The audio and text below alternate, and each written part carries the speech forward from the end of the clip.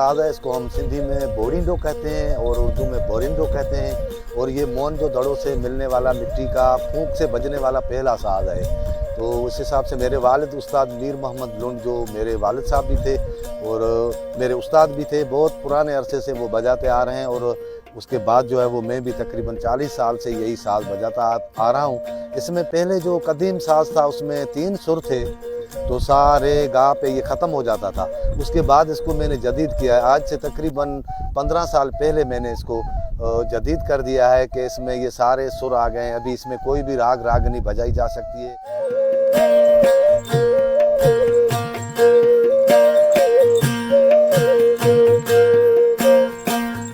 को जो है हम ले जाते हैं कुम्हार के साथ बैठ के हम इसको बनाते हैं। वो उसका जो चक बना हुआ है उसके ऊपर ये उसको बनाता है और उसको हम डिज़ाइन करते हैं। उसके बाद थोड़ी देर के बाद हम इसको हवा लगने के बाद इसके सुर वगैरह जो है वो हम फिक्स करते हैं। फिर उसके हिसाब से हम उसके सुर निकालते हैं। और सुर का जो है उसका जो बोर है वो कितना बड़ा होना चाहिए, कितना छोटा होना चाहिए, कितने फासले पे होना चाहिए, तो उसके लिए ये है कि ये कच्चा हम बनाते हैं। उसी टाइम अगर देखते हैं सुर में 19-20 है तो हम उसको मिटा के फिर दूसरा बना लेते हैं। उसके बाद ये 5-10 दिन इसको सूखने में धूप में लगते हैं, धूप में ही इसको सुखाते हैं।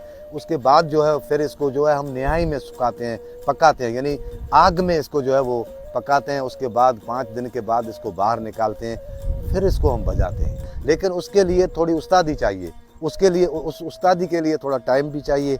और उसके बाद जब सुर दिमाग में आ जाते हैं, इंसान के दिमाग में या रूह में जब वो सेव हो जाते हैं, उसके बाद उसके लिए कोई मसला ही नहीं है।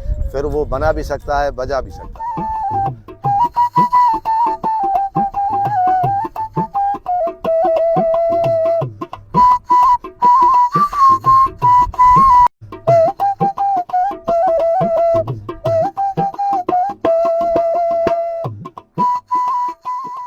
जो हमारे ये चरवा माल चराने वाले होते हैं वो इसको बजाते थे, क्योंकि उस टाइम इतना सोर्स जो है वो मौसीकी का नहीं होता था, साज का नहीं होता था। तो इसको मिट्टी से बना के कच्चा जो है उसको बजाते थे, यानी सुखा के मिट्टी का बना के फिर उसको बजाते थे।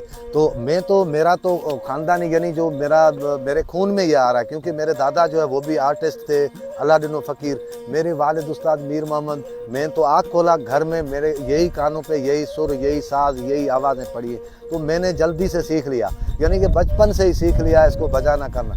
अभी नया जो इसको बजाएगा उसके शौक़ पे भी ये डिपेंड करता है, उसको शौक़ कितना है, इंटरेस्ट कितना है। जितना उसका शौक़ ज़्यादा होगा उतना वो जल्दी में सीख जाएगा, क्योंकि इसमें इतना ज़्यादा मुश्किल काम नहीं है। इसमें फूंक की चीज़ होती है, फूंक देना होता है और उसके बाद अंगुलियों से इसके सुर निकालने होते हैं।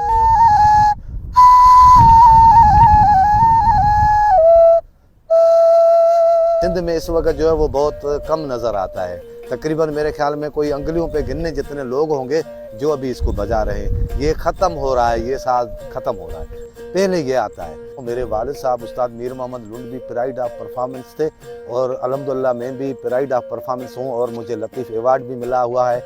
और मुल्क से बाहर भी मैं जाता हूँ, दुबई, लंदन और नेपाल, चाइना, इन मुल्कों में मैं अपने फ़न का मुज़ाहरा कर चुका हूँ।